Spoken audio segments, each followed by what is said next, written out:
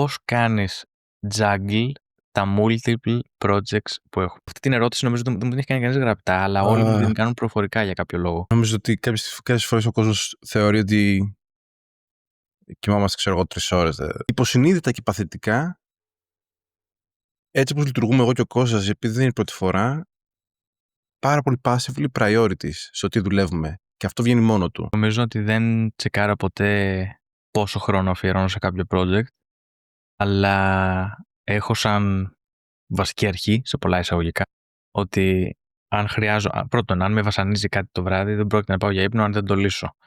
Και δεύτερον, νομίζω είμαι εθισμένος στο να φτιάχνω ωραία προϊόντα που μου αρέσουν, μου λύνουν πραγματικό πρόβλημα και έχουν και αντίκτυπο στην αγορά. Και νομίζω αυτό μου δίνει πάρα πολύ μεγάλο motivation ώστε να κοιμάμαι λιγότερο. δεν νομίζω ότι υπάρχει άλλη απάντηση. Ναι, είναι αυτή η ντοπαμίνη του να τρέχεις κάτι δικό σου.